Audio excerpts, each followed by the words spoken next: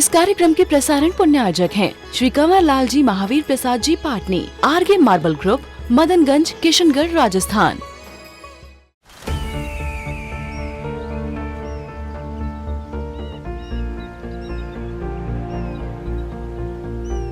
जो बनकर मेरा हमसफर आएगा, सिर्फ उसी को फर्क नजर आएगा। शुरू करो, डालो बुनियाद, घर महल नजर आएगा।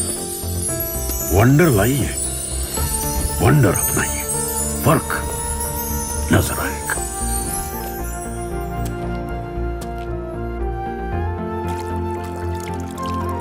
पानी भर लो अंजलि में, चांद उतर आएगा।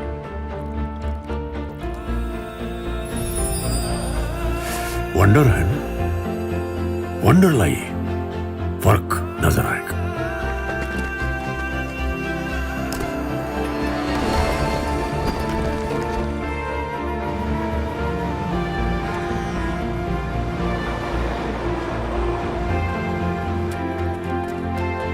पहला घर तो खड़ा करो,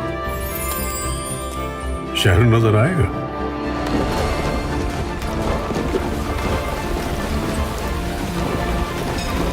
साल बरस और सदी नहीं, एक युग गुजर जाएगा।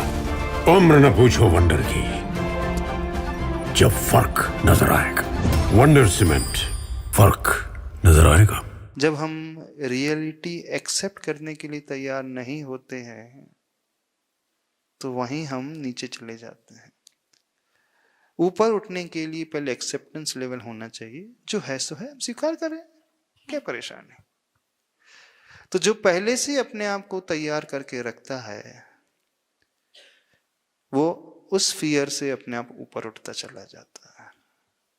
क्योंकि फियर को डिफीट करने का एक ही रास्ता है, डिफाइन द फियर।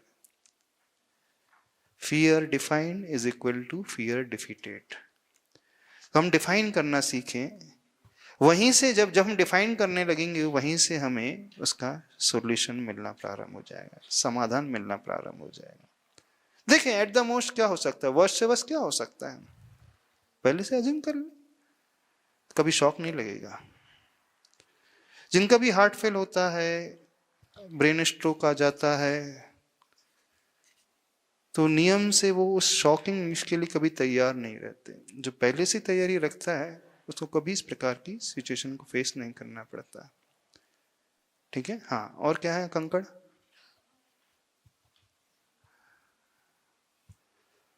याद नहीं आ रहे? और वैसे है तो शायद, है तो शायद। और कोई शेयर करेगा अपने कंकड़ों को?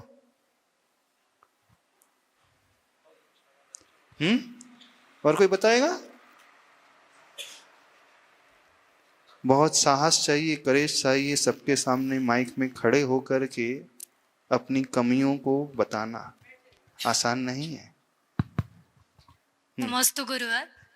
मेरी लाइफ में मेरे जो कंकड़ है उसमें हर चीज को ओवर एनालाइज करना। अच्छा। मतलब आप हर चीज के पॉजिटिव सोचते हो, लेकिन पॉजिटिव से ज्यादा आप हर चीज के निगेटिव्स को ज्यादा कंसीडर कर लेते हो अपने लाइफ में। नहीं, एनालाइज करना तो बहुत अच्छी बात है, हाँ, ओवर एनालाइज नहीं होना चाहिए। हाँ, ओवर एनालाइज करना, और फिर उसके बाद में जो आप निगेटिव सोचते हो वो निगेटिव्स के बेसिस पे खुद को सेल्फ डाउट करते रहना कि अगर मैं ये नहीं करती तो शायद वो अच्छा हो जाता।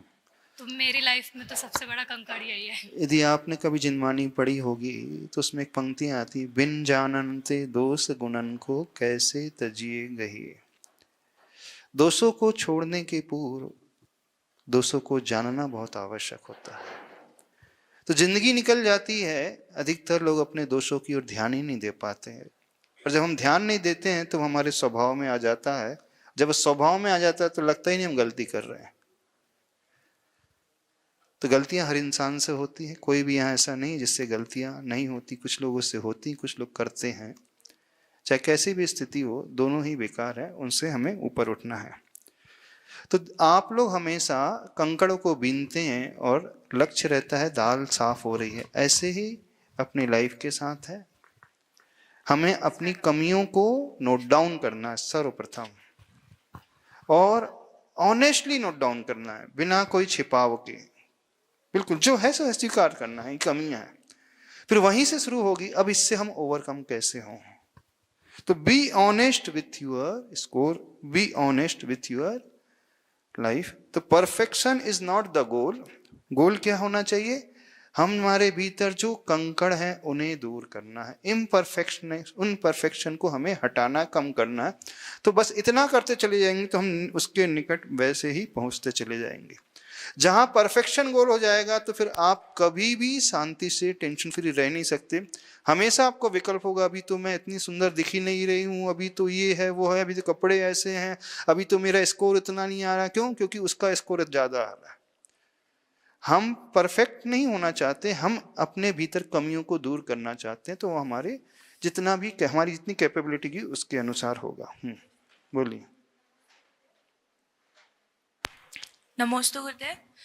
मेरे लिए तो प्रोक्रेस्टिनेशन है और आलस।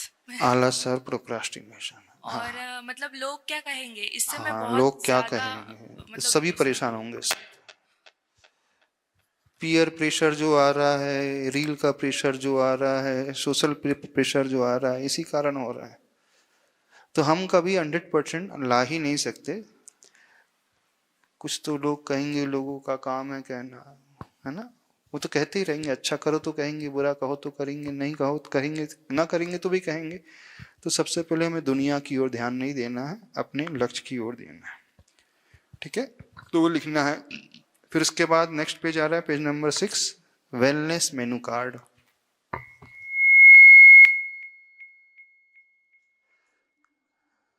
Wellness menu card means physical wellness, इससे स्टार्ट होगी। तो आप हेल्दी लाइफ को कैसे बनाना चाहते हो, तो आप क्या क्या करते हो, थोड़ा सा ध्यान देना। Take a walk outside, meditation, कुछ नहीं करते होंगे, पूरा विश्वास है।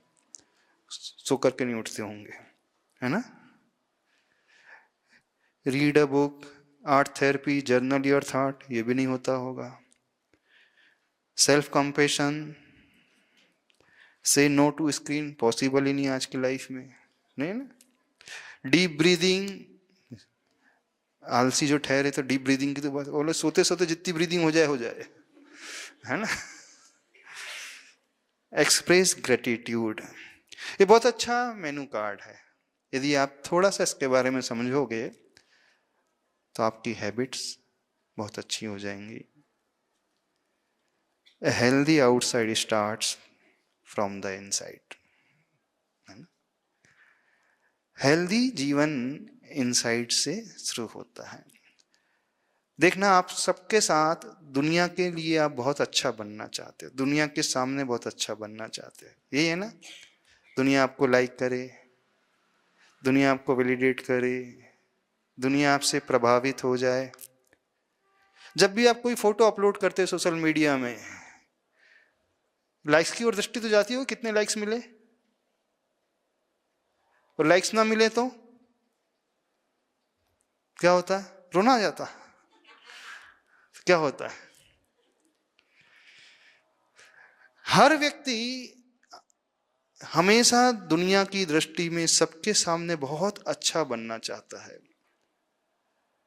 और अच्छे बनने की शुरुआत भीतर से होती है। तो जब हम भीतर से अच्छे होंगे तो बाहर अच्छे व्यवस्थित नजर आएंगे। तो इसके बारे में थोड़ा सा चिंतन करना है। तो ये थोड़ी डायरी आप जर्नल को देख लेना, उसे अपने हॉस्टल में जाकर के अच्छे से शांति से बैठ करके फिल करना है।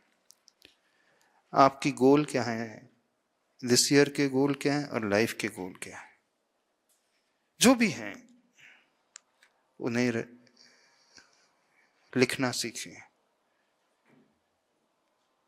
सब बोलते हैं हमारी लाइफ में गोल हैं, लेकिन कोई उसे कॉन्क्रीट रूप दे ही नहीं पाता। तो कॉन्क्रीट रूप देने की शुरुआत कहाँ से होती है, जब हम उसे राइट डाउन करते हैं। तो लिखें जो भी है आपके गोल,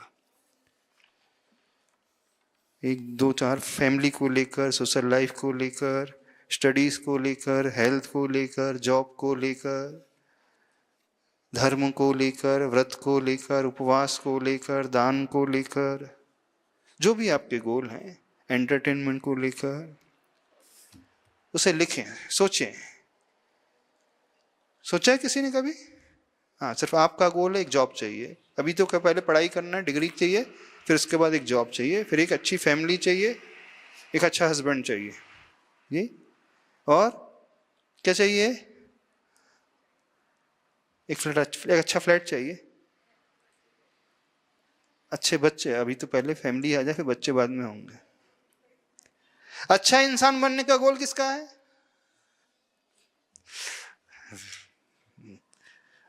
पहले उसे देखने की कोशिश करें, एक अच्छा इंसान बनना है। जहां अच्छा इंसान बनने का गोल आ जाएगा, बाकी तो सब अपने आप ही आते चले जाएंगे। तो जो भी गोल है उसे लिखें। सवेरे एक बात कही थी, अपने कॉन्फिडेंस को बढ़ाने के लिए क्या करना पड़ेगा?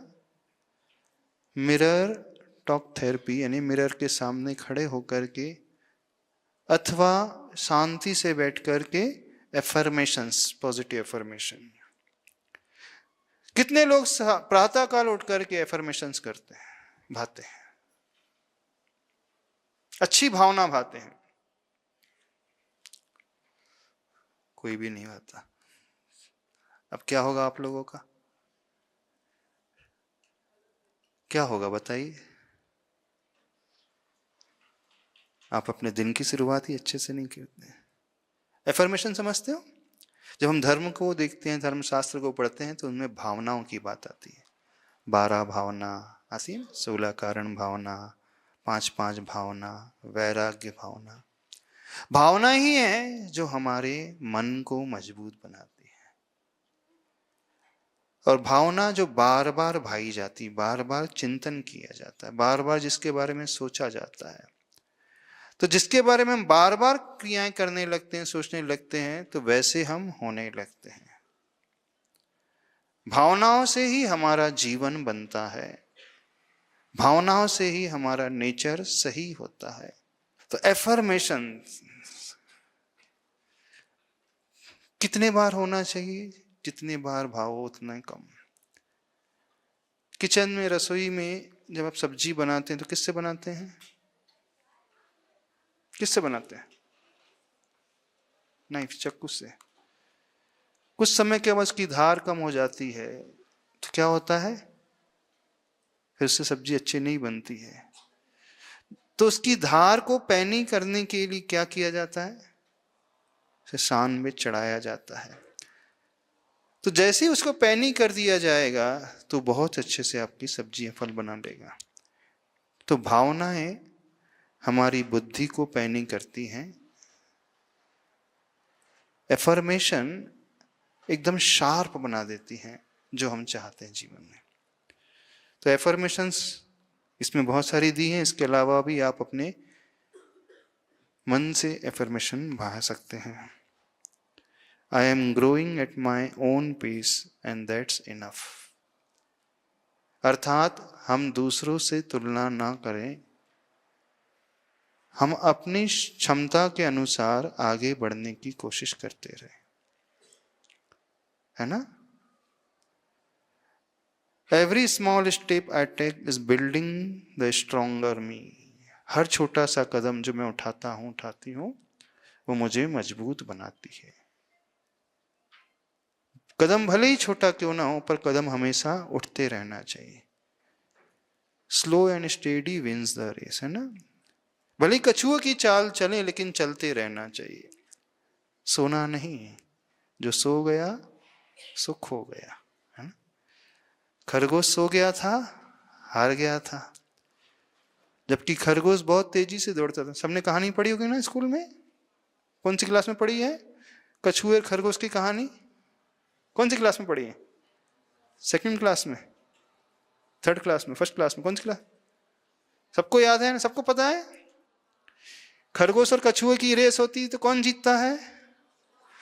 कछुआ। कछुआ कैसे जीत जाता है? वो तो बहुत धीरे चलता है, खरगोश बहुत तेजी से चलता है। खरगोश सो गया था। ओवर कॉन्फिडेंस में आकर के व्यक्ति सो जाता है। तो जो सो गया सो खो गया, वो खो जाएगा।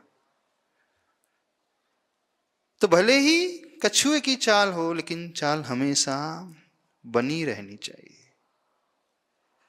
और आप लोगों के साथ, सबके साथ यही होता है। आप एग्जाम टाइम पे ही पढ़ना शुरू करते हैं, क्योंकि सब खरगोश है ना। उसके पहले सोते रहते, यही होता है ना। प्राय हर व्यक्ति लास्ट मोमेंट का इंतजार करता है। इलेक्ट्रिसिटी बिल पे करना है तो लास्ट डेट क्या है, एग्जाम फी है तो लास्ट डेट का इंतजार करोगे, यही होता है। रेंट देना, लास्ट डे का इंतजार, बिल पे करना, लास्ट डे का इंतजार, पेट्रोल है अभी तो रिजर्व में गाड़ी बाद में भरा लेंगे, हमेशा लास्ट मोमेंट का इंतजार करता है। और जहां लास्ट मोमेंट का इंतजार करेंगे हमेशा हम टेंशन में ही आते रहेंगे, अननेसेसरी हम चिंता से अपने आप को ग्रसित करते चले जाएंगे, तनाव से परेशान करते जाएंगे। तो लास्ट डे का इंतजार करने का नेचर जिसका होता है, इसका अर्थ है वो खरगोश की भांति जिंदगी जी रहा है।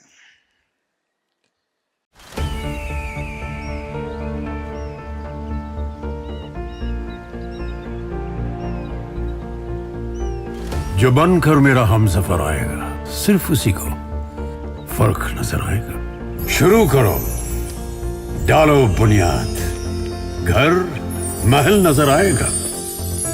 वंडर लाइए, वंडर अपनाइए, फर्क नजर आएगा।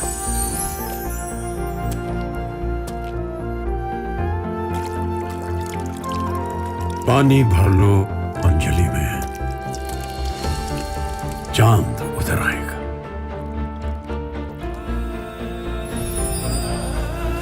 वंडर है ना, वंडर लाइए, फर्क नजर आएगा।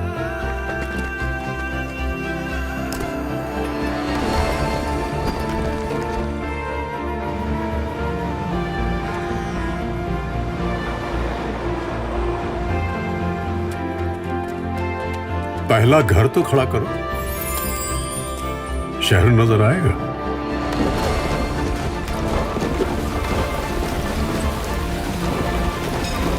साल बरस और सदी नहीं, एक युग गुजर जाएगा। उम्र न पूछो वंडर की, जब फर्क नजर आएगा। वंडर सीमेंट, फर्क नजर आएगा। इस कार्यक्रम के प्रसारण पुण्यार्जक हैं श्री कंवर लाल जी महावीर प्रसाद जी पाटनी, आरगे मार्बल ग्रुप, मदनगंज, किशनगढ़, राजस्थान।